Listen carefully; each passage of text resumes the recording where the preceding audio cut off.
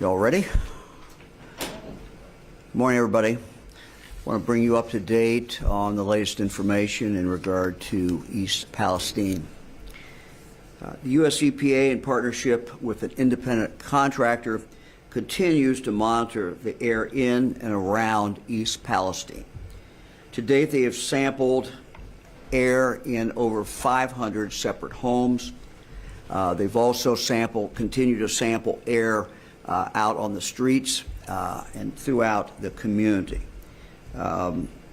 So far, they've had no detection of contaminants, either outside or in the specific homes where they've been asked to monitor. Volatile organic compounds, or VOCs, are generally present in things we come in contact with every day: paint, flooring, carpet, furniture, cigarette smoke.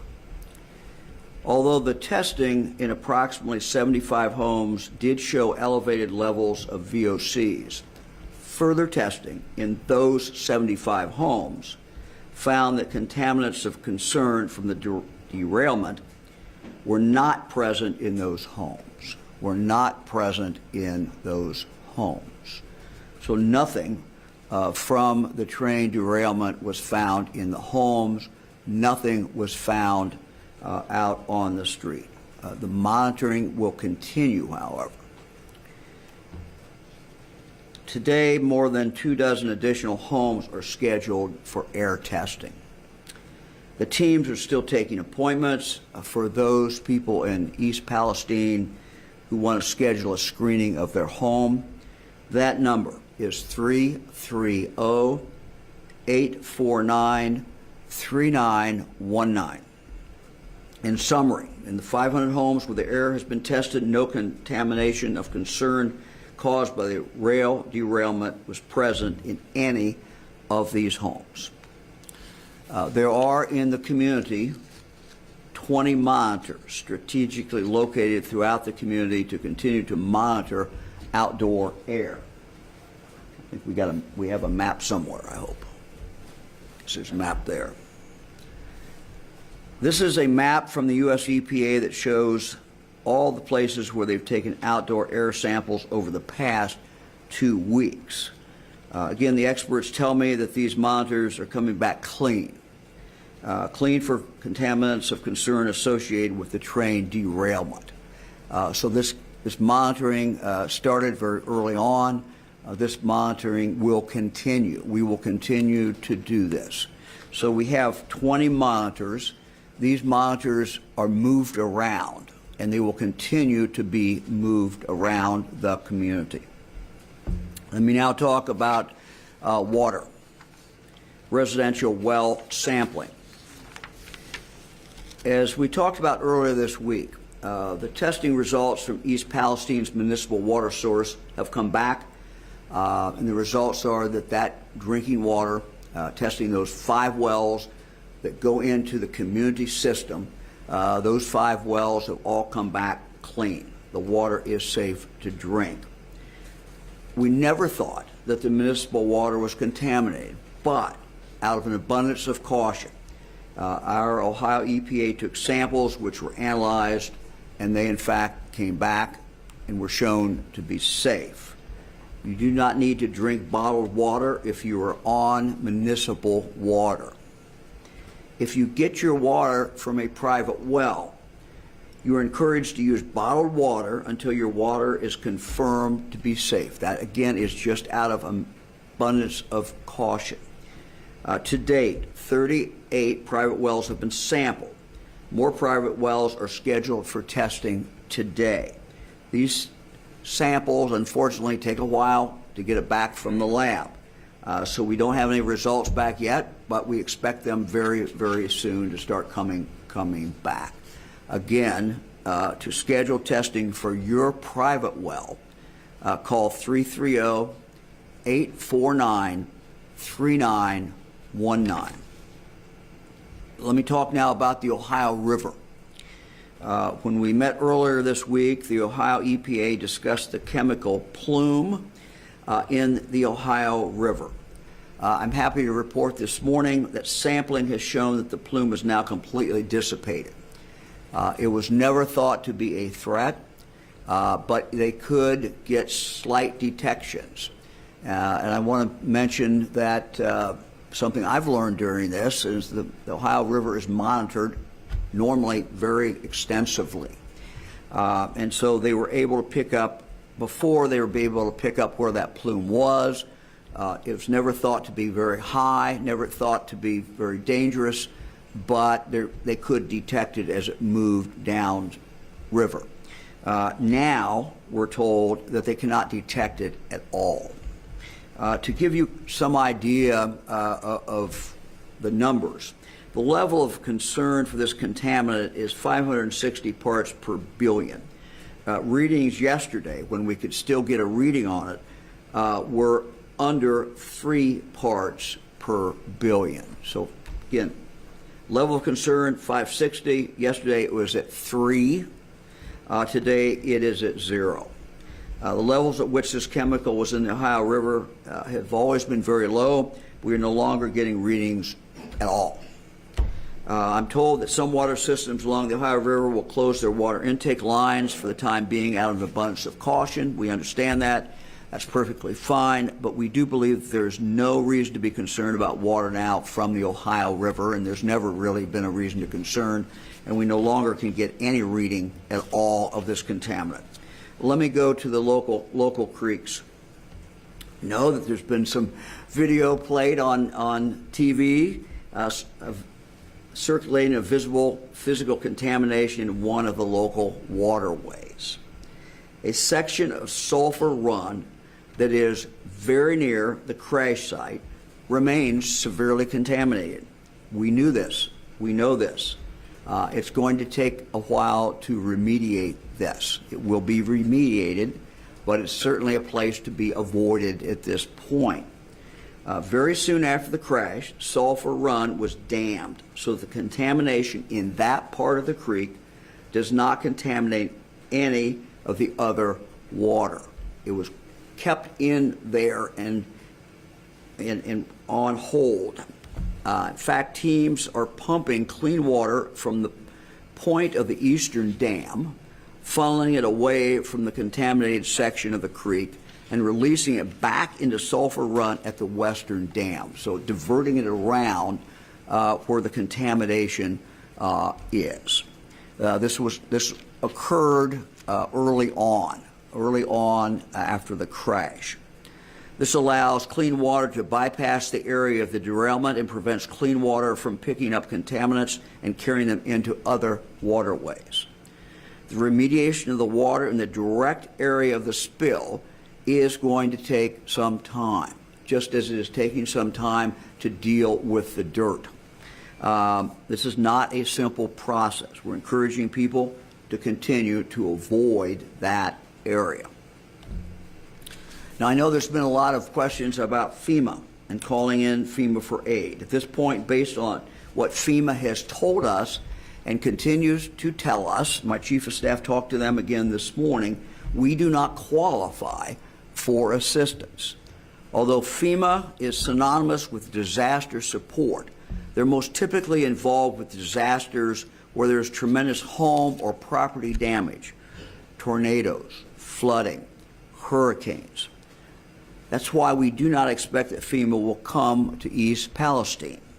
However, to make sure that if in the future FEMA is ever needed, we want to preserve our rights to be able to ask them for help.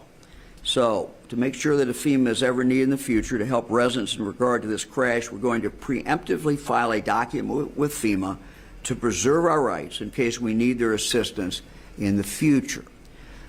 We believe that the railroad should continue to pay, and we're going to insist that they pay. Whatever damages have been caused, the railroad is responsible for those damages. We're filing this paper with FEMA just in case in the future we need that. Let's say, for example, the railroad stops paying for whatever reason. We're still going to go after the railroad, but we want to make sure that there will be support for people if that support does, in fact, stop from the railroad. Let me move now to HHS. We know that the science indicates that this water is safe, the air is safe. But we also know, very understandably, that residents of East Palestine are concerned. They ask themselves, you know, they might have a headache. They might ask themselves, is this a headache, or is this headache that is in fact caused by the train derailment? Or other medical symptoms they may be experiencing caused by the train derailment. These are very legitimate questions. Residents deserve an answer. They have suffered a great deal. This has been a traumatic time for them. This has been a horrific train derailment, and we understand, you know, have some understanding of what they've gone through. We've asked for medical experts from the United States Department of Health and Human Services to come to East Palestine. This request has now been granted by HHS. We are now going to establish in the next several days a clinic in East Palestine. This is a clinic that will be established by the Ohio Department of Health. We will get assistance and help from HHS.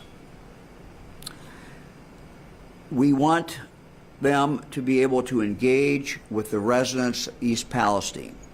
We want them to be able to answer the residents' questions, evaluate symptoms, provide their medical expertise. The people who will come in, and we expect them in early next week, will also have access to the best experts in the world in regard to chemical exposures. Again, we are doing this because we know the concern that has been expressed by so many of the residents. Dr. Vanderhoff spent a few days there. He talked to a number of residents. Other members of our team have talked to residents. We know the concern that they have. And they're very, very understandable, and they deserve answers. Working with the Ohio Department of Health and the U.S. and Ohio EPA, they plan to begin seeing patients early next week. Information on the location of the clinic and the hours that will be available, as soon as we have them, and it will be on the website at ema.ohio.gov/East Palestine. Again, that is ema.ohio.gov/East Palestine.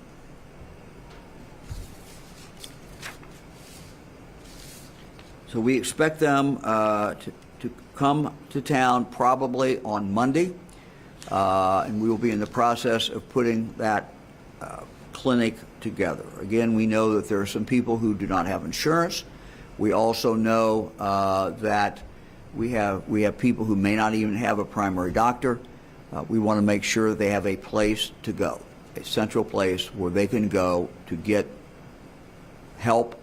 Again, this is not based on anything that we're seeing in the sampling of the air. It's not based on anything we're seeing in the sampling of the water. Water is good to drink if it's coming from the municipal water system. The air, we will continue to monitor the air, but so far we've seen nothing in regard to the air out of the ordinary.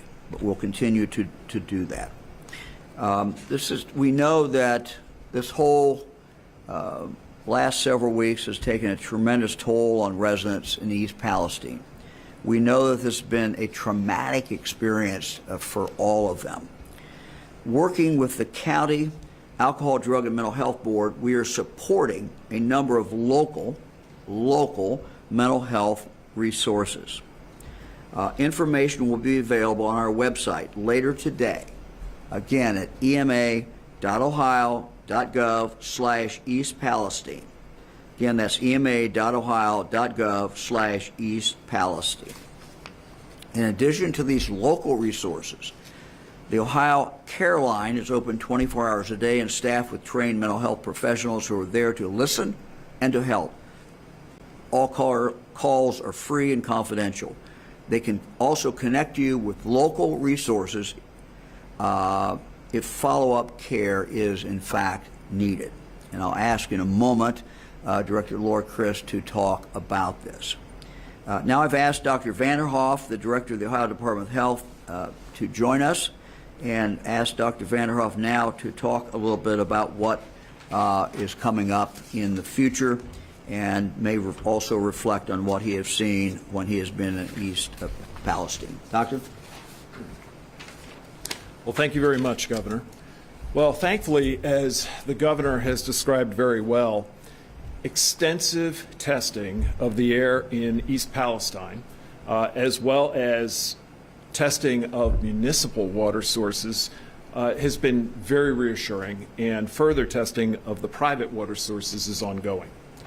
Thus far, as the Governor outlined very thoroughly, we have simply not found elevations of these volatile organic compounds that would lead us to suspect any significant risk related to the tested air and water. Nevertheless, I and my colleagues have been on site and in the community talking with so many members of the community. And as a result of that, we know, as the Governor described, that some people continue to have concerns, perhaps even after seeing their doctor, and we know there are other members of the community who really do not have a regular doctor. We also know that many medical providers who are in that area would really value support from medical experts who are deeply knowledgeable about how to address questions people have related to their concerns about a potential exposure. So with all of these concerns in mind, we have worked very closely with the local community, of course our state agencies, and our national partners to bring enhanced clinical support along the lines of what the Governor described in very good detail to that greater East Palestine community. Now, in partnership with local providers who include the Columbiana County Health Department, as well as a community health center, we, as he noted, are planning to open a medical assessment clinic for those who may have these lingering concerns, particularly those who may find themselves in the situation of really not having a primary care home. As he noted, our plans are in active development. We are committed to bringing this online next week, and we will be making further announcements. We are also working with the national experts, again, under the rubric of the support from HHS, and that the acronym for that, we've mentioned it before, ATSDR. These are the nation's leading experts in addressing health concerns related to potential chemical exposures. And as the Governor noted, they are coming into the community. We are going to be bringing them in, working alongside of them to further evaluate the community's concerns and the community's needs. We're also going to be working with these experts from ATSDR to provide medical providers in that region with direct access to the best medical authorities so that they can work with them closely to understand how best to address some of the specific concerns they may be seeing expressed by their patients. And the epidemiologists from the Ohio Department of Health will continue to work very actively with these same national experts to monitor the health of the community, both now and into the future. And in answering very important questions along that line, including, for example, well, how long should we monitor the air? Or when should we consider retesting a given water source? All of these efforts really are a reflection of our continued commitment to working with and being with the community, the people of East Palestine. My team and I and representatives from many agencies have been with the community right from the beginning. And we are going to continue to listen to the community and support them and work with them to ensure their best health. Doctor, thank you very much. Director Chris? Thank you. So I think we all know this, but it's really worth saying out loud that traumatic events like this cause stress and anxiety and worry, most significantly for the people closest to the traumatic event. And everyone reacts to stress differently. And so it's important for the families affected by this disaster in East Palestine and for all of us to really pay attention to how you and your families are reacting and feeling right now, and to reach out for help if it's needed. Common signs of emotional distress include feelings of disbelief or numbness, also change in energy levels or difficulty concentrating, disruptions in appetite or sleep, and also feeling really fearful or angry. We also know that stress can cause increased use of alcohol, tobacco, and other drugs. These feelings will gradually decrease over time for most people, but in the early days of a traumatic experience like this, they will be intense for many or most, and that will be true maybe for weeks. We know that we can make those kind of stressful feelings, and the stress experience can make it really difficult to manage daily life. I'm really grateful for Marcy Patton and the team at the Mental Health and Recovery Services Board of Columbiana County, for the community counseling service providers right there in Columbiana County as well. They've all been engaged in this disaster and the response to it since day one. I talked to Marcy on the night of the derailment, and our teams have been in regular contact, making sure that the community has the services and supports that are needed. And I'm grateful and proud to say that the behavioral health providers in Columbiana County are present, and they are there for the local community members. These services are always available in Lisbon, Salem, Calcutta, East Liverpool, and East Palestine. These providers are known in the local communities. The Counseling Center, Family Recovery Center, Community Action Agency, On-Demand Counseling, and Insight Clinical Counseling and Wellness. These are all organizations that have been in the community and will remain in the community. Most of these organizations are offering services and supports for stress, both in person and through telehealth. And that means that anyone can call them from the comfort of wherever they are, rather than having to go to any specific location for services and supports. For the local community members, you can call 211, and that is operated by the team at the Help Network of Northeast Ohio. And they can help you connect to whichever of these counseling organizations, these service organizations that you feel most comfortable seeking help from if you need it. You can also call, as the governor mentioned, the Ohio Care Line. This is an opportunity to talk to a person who's trained in helping with stress management, and the calls are open 24 hours a day, 7 days a week. They're confidential and they're free, and it's for just emotional support. The number for that is 1-800-720-2828. 9616. That's 1-800-720-9616 for free confidential conversation for someone who can help with stress. The important thing is to know that you're not alone, and help is available within your local community in a way that feels comfortable and convenient to you, and it can help really manage hard situations, and we're in this with you for the long haul. Thank you. Director, thank you very much. We're happy to take any questions.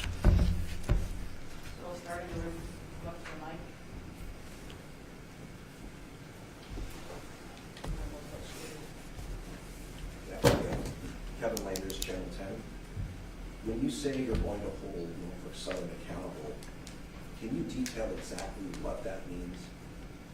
Well, we've talked to the Attorney General, and, Attorney General, is looking at this situation, but, he'll have further information, I think, next week. But look, thus far, when we've asked them to pay, they have paid. They are responsible for this crash. They're responsible for any damage that has been done. And so, I reached out again to the CEO the other day and asked him, I said, look, people are worried you're going to leave town. He said, no, we're not going to leave town. We're going to make sure we have everything cleaned up. But it's just a general statement. We're going to make sure that they fulfill their duty. They caused this problem. And let me just also say that I think, East Palestine was visited yesterday by our 2 United States senators, members of Congress, others. As I've expressed to them, I think it's time now for the U.S. Congress to take a look at rail safety in this country. Look at the question of what products are being carried on the rails, what the responsibility is of the railroad, what the responsibility is of the railroad to notify a state when that product is coming through. In this particular case, there was no notification, and apparently there was no legal requirement for a notification. Now, you look at the product that was on these trains and on these cars, and so many of these different cars, you see what's happened after the train wreck, and you think, what? The law doesn't require them to notify the state of Ohio or anybody that this is coming through our state from one end of the state to the other? This is crazy. The law has to be changed in this area. We have to be given notification. Something's very, very wrong here. We've also seen other train derailments in the state of Ohio. We've seen them across the country. When it's a train derailment and it's just an empty boxcar, I guess that's one thing. But many of these trains are carrying some very, very dangerous products. So, again, I think Congress needs to look at that whole issue as well.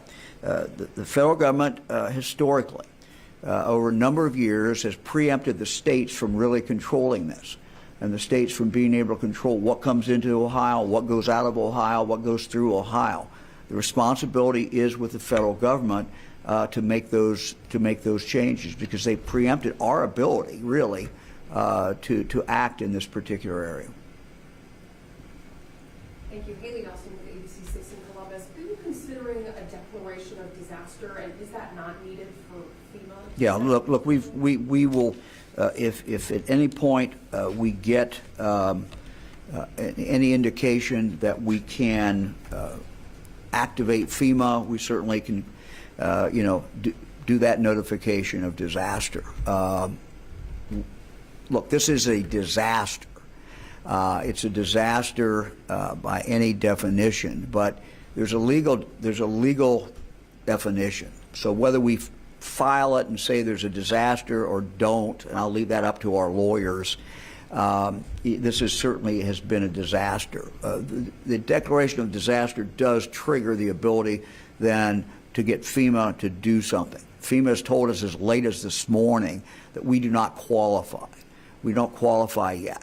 We just, for all the reasons that I outlined before. So we'll do whatever we need to do if in the future FEMA aid is needed. But we started this with aid from the U.S. EPA. They've been on the scene all the way through this. We got the U.S. military involved when our Ohio National Guard was modeling this. We have reached out to, again, the federal government, HHS, in regard to getting help to come in here. That help will be coming in the form of doctors and other medical personnel next week. So we will continue to work very, very closely with them. Our contact with FEMA has been on a daily basis for a number of days. Hi, good morning, Governor. Morgan Travis, 5 Cleveland. Can you please tell us about the route that the train took and if it went through any major cities like Cleveland or if it went through any other areas? Yeah, I do not have the exact route, but it was in Ohio for a considerable period of time. And again, it goes back to what I said. This is exposing Ohioans all the way through. We all have seen or at least heard about the video when it went through Salem, also in Columbiana County, but in a different part of the county, where there were indications clearly that there was something going on and something was wrong. So I think it goes back to, wherever it went specifically, and the railroad can supply that information. The reality is it was in Ohio in a significant period of time, and it was, subject to a problem at any point. So you had a lot of Ohio citizens who certainly could have been traumatized by this rail accident. And even if it had not gone through these different areas, or even if it had gone through other ones instead, if you knew that it had toxic material on it, would that have changed anything with the transfer? Yeah, well, look, that's a good question. I mean, we cannot, because of federal preemption, we cannot prohibit them from coming into the state of Ohio. But what we can do is to know that, and to notify our fire departments or EMS people all the way along the route that, hey, this is what it's carrying.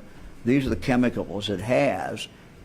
It's coming through at such and such a time, and if there's any problem, you'll know that is what it is carrying.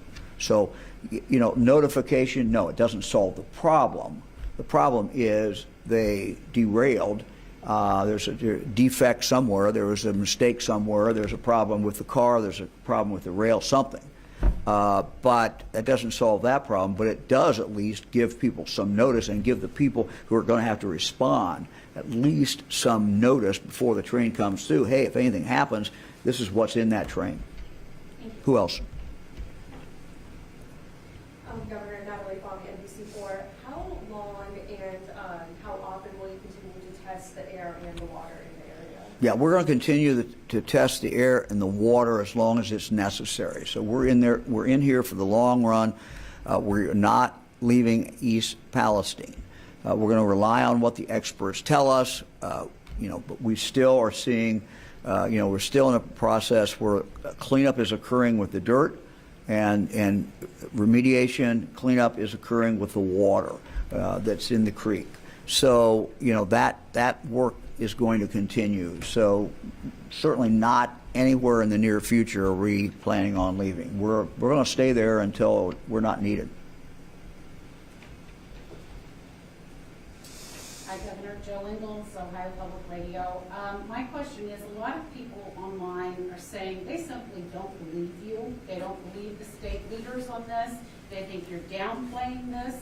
And they're afraid that someday in the future it might be like 9/11, where 5, 10, 15 years out, something's discovered that's horrible that happened like it did with the 9/11 responders. Can you address that concern? Yeah, I mean, in this particular case, from early on, we've had people on the scene who have been testing. So, we are doing this testing. We didn't wait. We were in there early. We know where the contamination is. We know what the situation is with the air. The air that people are breathing is in fact fine. We're now bringing in medical people to talk to anybody who has a particular problem. So we're doing absolutely everything that we can to assure residents about what the situation is. So we're going to continue. We're going to continue to do that. Look, I understand people have been traumatized, and I understand skepticism, and sometimes skepticism is warranted. Nothing wrong with healthy skepticism. But all I can do as governor of the state of Ohio is tell you we have the best experts that we can get, and we have the best equipment that there is available to do the testing. We believe the testing is accurate. It is not just one test and we go away. We continue to test. We continue to monitor. And these are not just people from the governor's office. This is the Ohio EPA. It's the U.S. EPA. And we're now bringing in other experts as well. So that, we got a lot of people in here who have absolutely no reason to be lying, no reason to be minimizing this. And candidly, I have no reason to minimize this particular problem. What we need to do is, my obligation is to tell people what we know, when we know it, do it in real time. That's why we've held a number of press conferences. That's why we do a release every day of what evidence that we have uncovered and what the testing is, and we're going to continue to do that. Can you clarify what exactly you filed with FEMA today? And then as a follow-up to that, do you anticipate requesting any other federal assistance aside from the HHS aid that's coming in? Look, we're going to request any kind of assistance that we think we qualify for and that we think can help the people of East Palestine. Basically, I don't know what the document's called, but it basically is a placeholder. It allows us to say, look, we are here. We've had a problem. We want, if in the future we qualify for any reason for help and assistance to our residents, we want to preserve our rights to be able to get that. FEMA is fine with us filing that. This is the document they suggested we file. My chief of staff was in touch with FEMA as late as an hour ago. So we're going to continue to do that. We're going to get every assistance, every bit of help that we can get from any source that is available, and that certainly includes the federal government. Governor, we have 15 people in the Zoom. I'm sorry? We have 15 questioners in the All right, Zoom let's go to Zoom. The first question is with James Pilcher from Local 12.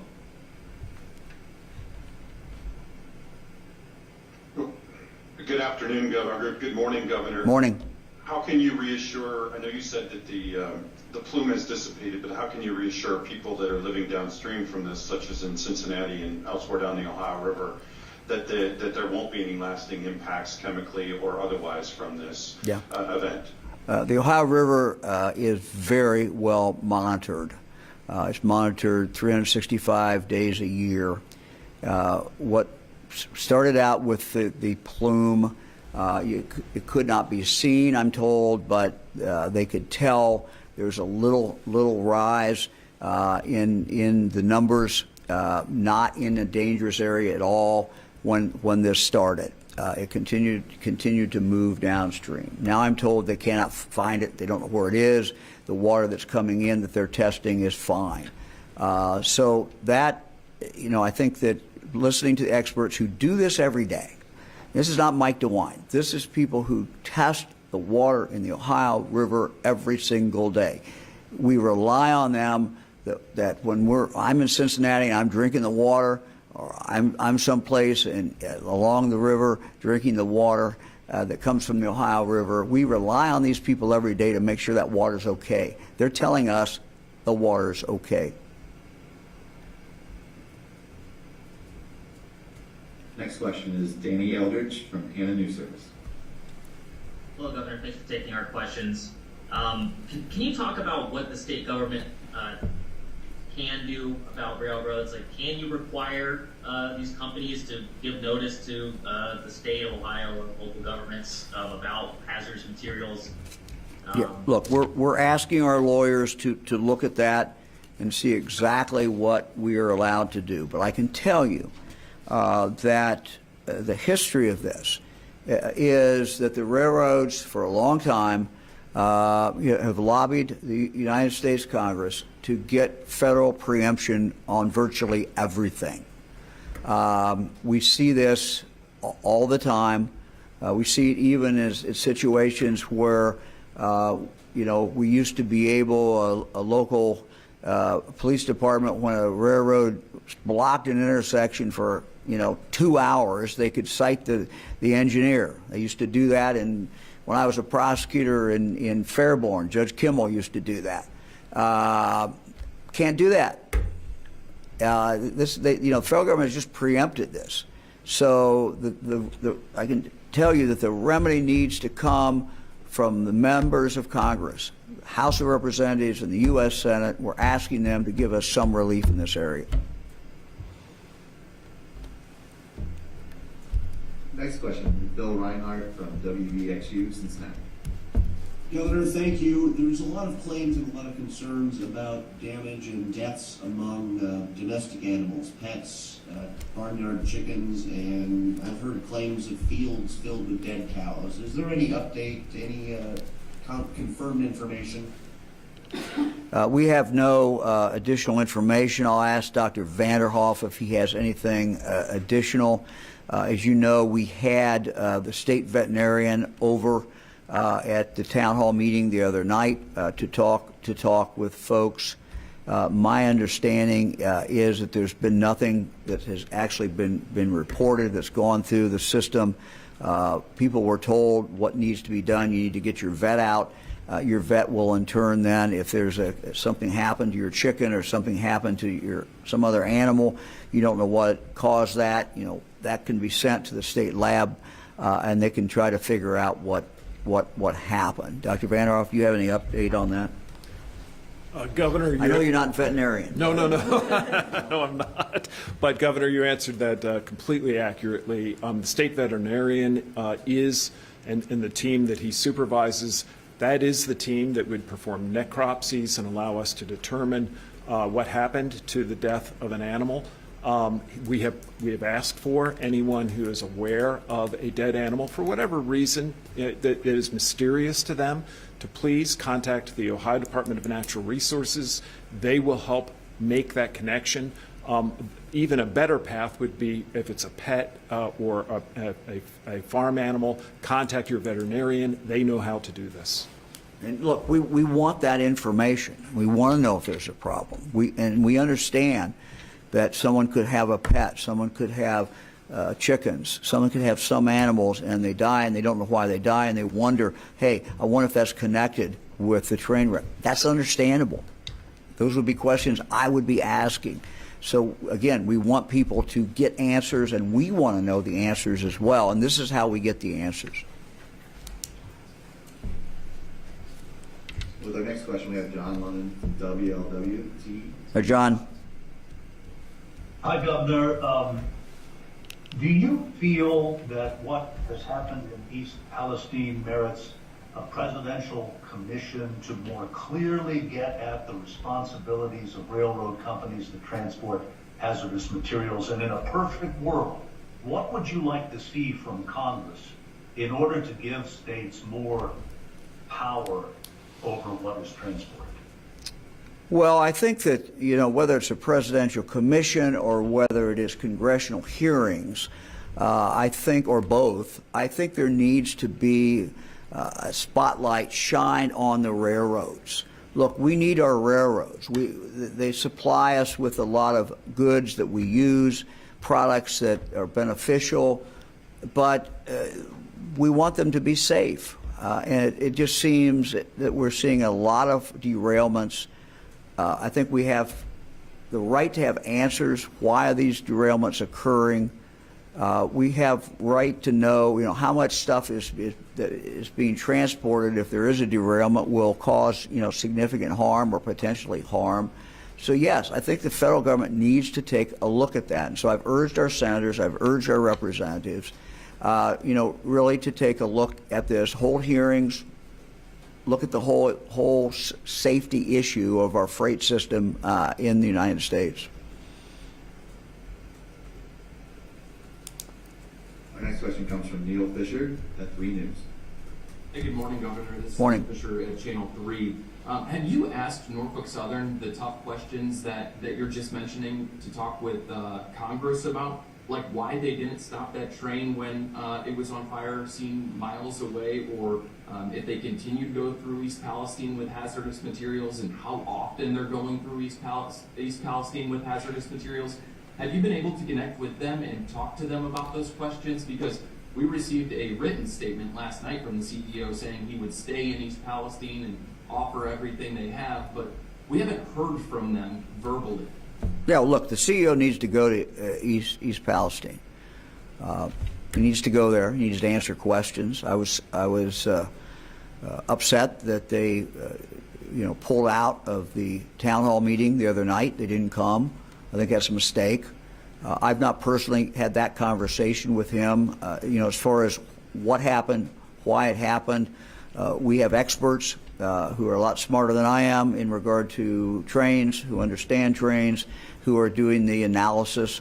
And we expect to get some public report in the next several weeks from the federal government in regard to why that accident actually occurred. But we're relying on, just as I rely on the Highway Patrol in Ohio when there's a highway accident, we rely on these experts from the federal government to tell us exactly what happened in regard to this derailment. Our next question comes from Nick Evans at OCJ. Hi, Governor. How are you? Morning. Good. So I understand you said that there are limitations to what would come with a disaster declaration, but as of right now, to your mind, is there any reason not to declare a disaster? Look, we can declare a disaster, but I want to be clear with people. We don't want people to think that something's going to happen. And I tried not to mislead people. So we try not to do things where it implies that something's going to be happening. Whether we declare a disaster or don't declare a disaster, we can certainly do that. But please understand there's now no consequence in regard to that declaration. There's really no consequence to that. It is a disaster. You can't call it anything other than that. But the legal definition, you declare the disaster, it doesn't do anything. What we've done in talking with FEMA is to make sure our rights are preserved. And we're going to file a document today. And in that document, we'll talk about the disaster that has taken place. But please understand that as of today, based on the facts that are there today, FEMA can't do anything. FEMA won't do anything. But we're getting help, from other agencies, and we're getting the help that we need. Our next question comes from Craig Cheatham from WCPO. Governor, thanks for taking our questions. This is directed not only at you, but also EPA, and in particular, Dr. Vanderhoff. One of the complaints that we've heard repeatedly over the last few days is that public officials have not only downplayed the potential health hazards connected to the derailment and pollution, but have not released a lot of specific details about what they've done, what they've tested for, and what they found. And one of the things that Dr. Vanderhoff stated several times was use the phrase, the good news is. In addition to that, he mentioned that that the most harmful chemicals and compounds in very small amounts are, quote, actually a part of our everyday life. Talked about the fact that the municipal water in East Palestine was safe, but then later encouraged residents to use bottled water, and even said that the air testing, quote, told us that the air really looked pretty much like it did before this event ever happened. And you've emphasized a little bit of that today as well. So my question is, specifically, what information have you received that gives you this idea that essentially nothing has changed when it comes to air quality, water quality, the condition of the land, that people have no reason to be concerned about. And do you feel like some of these messages are in conflict, and that in fact has contributed to undermining the community's confidence in what you're saying? Let's do the bottled water issue. We did a press conference the other day. We said that we had tested the 5 wells that go into East Palestine's water supply. We have always felt, based on what experts told us because of where the wells are, that there was very little chance that there was any contaminant in those wells. But Dr. Vanderhoff said, we don't have the results back yet, so out of an abundance of caution, drink the bottled water. A day after the press conference, we got the results back. When we got the results back, we then said, we have the results back. And they are what we thought they would be, which is that if you get tap water in East Palestine, we have tested all your wells. They are all good. You are free to drink the water. So that's where the confusion, I think, came in regard to the bottled water. It was a precautionary thing. We hadn't tested it. We had tested it, but we didn't have the results back. But when we got the results back, then we were able to say, look, you can go ahead and drink that. Look, there was an expert on national TV the other day who was not privy to exactly what we were doing, and he opined that we were only testing a few, 2 or 3 for 2 or 3 separate chemicals. As soon as I heard that, I got on the phone, called Dr. Vanderhoff, and said, Dr. Vanderhoff, what are we testing for? And I'm going to let him answer that, but he told me we were testing for a lot of different things. So I'm going to turn it over to Dr. Vanderhoff, but let me just say, look, all we're doing is is relaying in real time the information we get on testing. No one is trying to downplay this. This has been a horrific crash. A lot of trauma impacted on people in East Palestine. We don't downplay it at all. We've had people over there since the beginning. We're going to keep people over there. We've reached out to the federal government to help us to send additional people in. We've accessed all the experts that we can find in regard to chemical exposure, so that when the doctors next week see people, if they have a question, when they're looking at that person, they can call the expert and get some additional help from that person. But we're going to continue to be transparent, continue to put the information out that we have. But no one's downplaying anything. We're just trying to tell you what we find. Dr. Vanderhoff. Yes, thank you, Governor. First, let me just reiterate that we're very sensitive to the concerns and the anxieties that people have. We think that they are understandable, they are well-founded. But consistently, we have worked very hard to provide accurate information based on the facts as we know them. And that has included all the information around the testing that we are doing. In fact, as we receive the results, Ohio EPA is posting those publicly. So I am mystified by people who express concern that the information is not readily available. It is accessible. And from that, you will see that we actually test for an extensive list of volatile and semi-volatile organic compounds. So there's a long list of items that we look for, and we have been guided from the beginning by national experts on what to test for. Right at the very outset of this, my team was in communication, for example, with the experts that I referenced earlier, who are the national leaders in toxicology. And the ATSDR has been our guide throughout this. Let me also reference, when we provide context, or when I provide context, it is just that. I want people to understand how to interpret the information they receive. Because the simple fact of the matter is, and this is true of almost all the tests that doctors and scientists run, there's not a yes-no result. The results almost always occur in a range. And from the very beginning, I wanted people to understand that. And so that's why I've provided context. And in fact, the governor reiterated some of that context at the beginning of his statements. We care about people, and we want them to be in the know.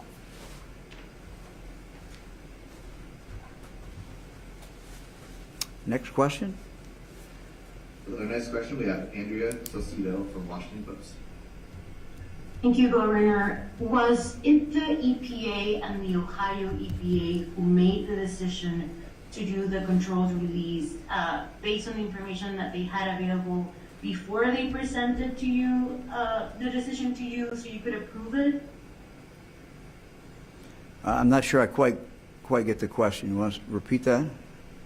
Yeah, I'm trying to understand who made the decision to present you the controlled release option, and before you had to approve it or decide when to put it in. Yeah, look, we were weighing the two options. The one option was to wait and take no action, but the report from the railroad was that you had rising temperatures.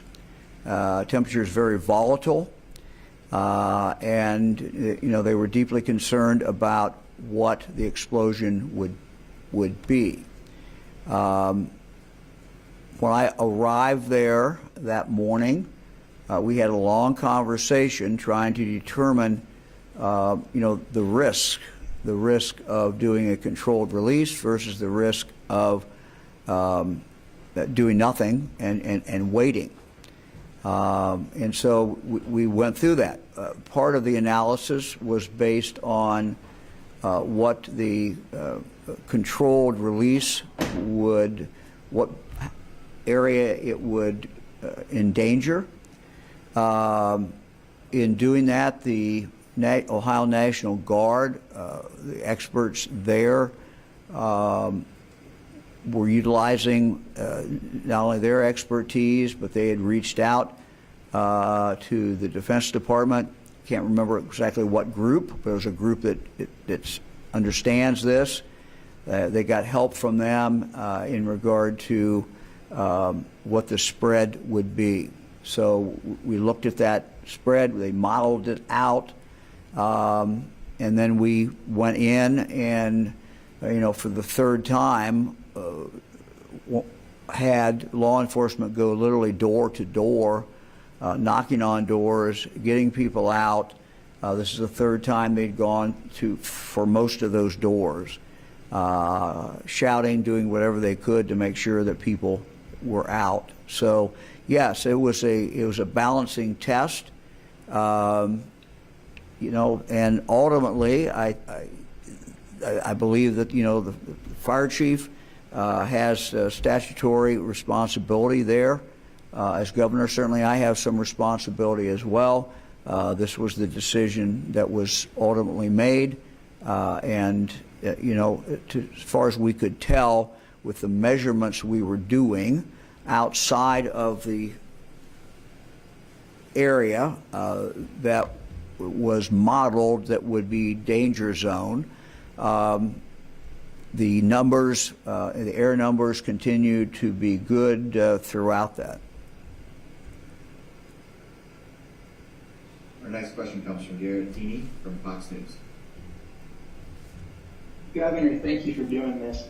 There's been a lot of criticism from both parties over senior administration officials taking so long to come to East Palestine. This morning, EPA Administrator Michael Regan said he didn't come to the area sooner because it would have diverted resources from the emergency response. I know that you have said you've gotten everything you've asked for from the administration, but you have been to East Palestine, and I'm sure, like us, you've heard from people here who feel ignored by Washington. How important is it for senior administration officials to come out, and do you wish it would have happened sooner? Well, look, I started my career as a county prosecutor. I'm kind of a hands-on guy. You know, I'm the type person that when I was a prosecutor, I went to the scene of the crime. It was 2 a.m. in the morning, whatever time it was. If it was a serious crime, you know, I got called. I went out. I like to see things. I like to touch things. I like to talk to the people who are directly involved. That's just the way I operate. That's me. So, you know, that's how we did it. In this case, as far as if you're talking about the federal response, you know, the EPA people from the federal government, you know, were there early on. And those were the people that we needed to have there. And they were there, and they were working directly, and they've worked very well with our Ohio EPA. It's been a very good relationship, and were doing what they needed to do, you know, early on. So, you know, again, as I've stated several times, when our National Guard reached out to the Defense Department, also part of the federal government, they responded very, very well. FEMA, look, you know, FEMA has told us consistently when we've looked at the rules and when we've talked to them, they've told us consistently that they can't help at this point, at least. You know, I've reached out to the White House several different times. Whenever I've reached out, they've been responsive. So that's about all I can tell you. Look, I mean, if I was a federal official, would I have gone to the scene? Yeah, I probably would have, but that's kind of what I do. That's just kind of how I am. So for you don't know that there would have been a benefit to having senior administrations come out sooner, whether that be in terms of the actual response or the impact that would have for folks there in the community? Well, look, I mean, I think part of what we all do, those of us who are elected or who are in a very top position, I think, you know, coming out and being there, you know, shows that we're focused on it. I think that's always a benefit. It's always helpful. Thank you, Governor. Our next question comes from Abigail Vitar from Idea Stream Public Media.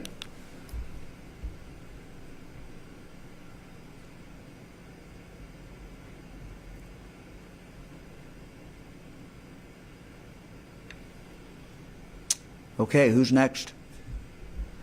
Next we have Corey McRae from WFNJ. Good morning, Governor. Question Morning. for you. Are you satisfied with the testing of the air in East Palestine? Because there are experts, including one at Johns Hopkins, that say what's being done in East Palestine is air monitoring and that it's not specific to the chemicals of concern, and that what should be done is air sampling and testing that does look for specific chemicals. This is beyond my expertise. I know that there was a expert on. I have no idea if it's the same person from Johns Hopkins on a few days ago who said they're not testing for the right chemicals. I immediately went back and asked our team, you know, are we only testing for 2 or 3? And they said no, we're testing for everything that what the manifest showed was in the rail car. That's about all I can say.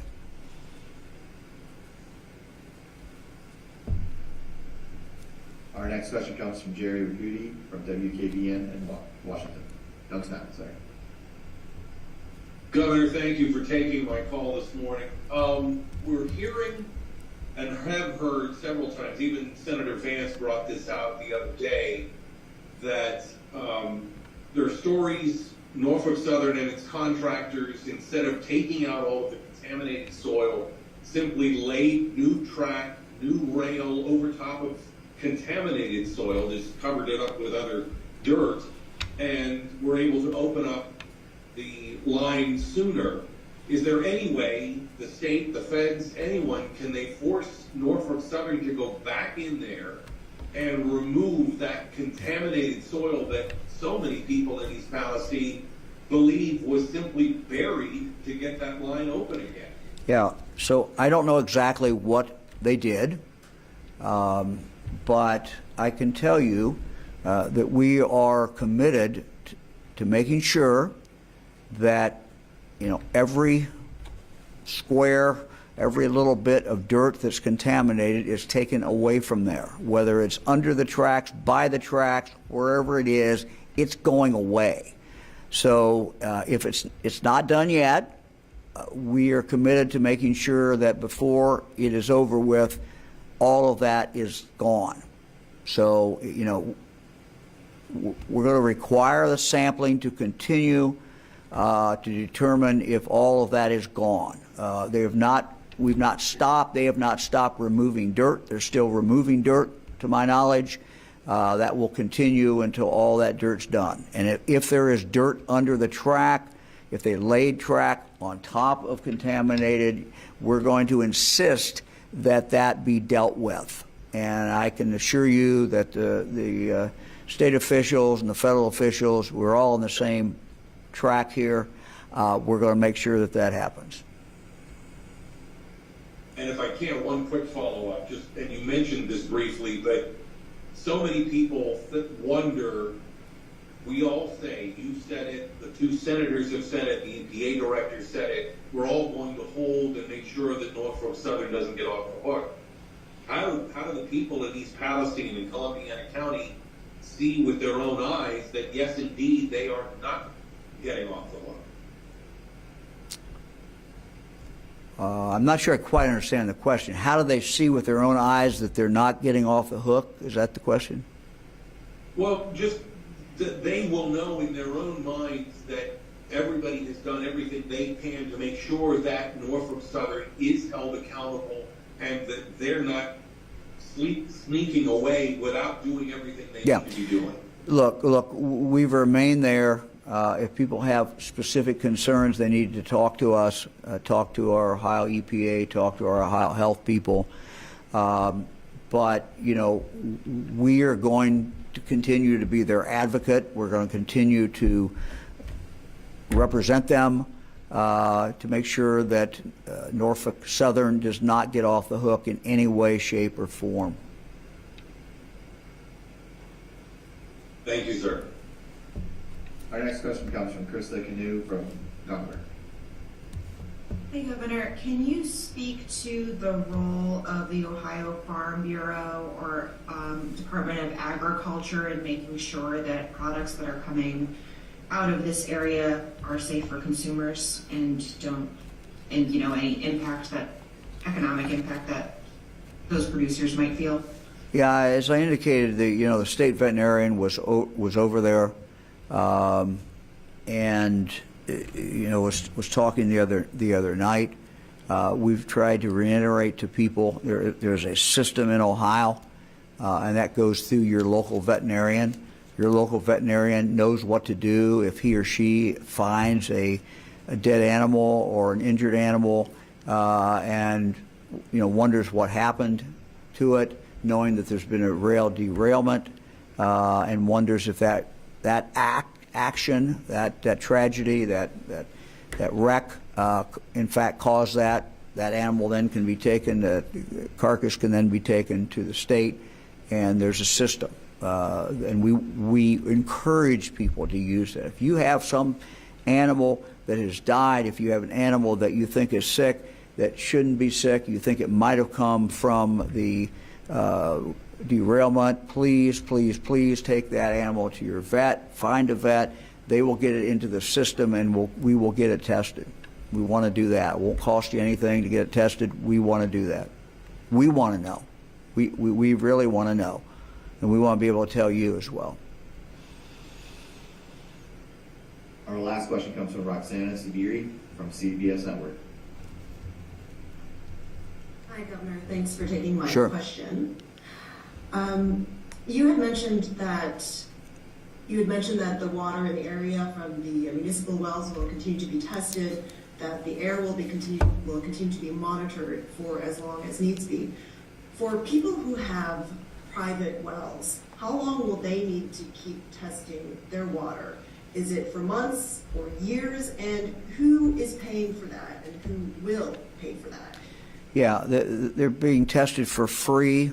I cannot answer the question how long. That's beyond my capability to tell you that. We're going to rely on the experts to tell us that, and that certainly is a very good question. It's a question that, you know, if I was a homeowner and I had a well and I was not on the local system but rather had my own well, I would want to know that. We don't know that. I don't know that answer. But you can get testing for free. We get you the results back. But as far as second and third testing, I'll have to defer to the experts on that. Okay, thank you all very much. We will continue to keep everyone informed. Most importantly, the residents of East Palestine. We're not going away. We're staying. We're going to stay throughout this, and that's our commitment to all of you. Thank you very much.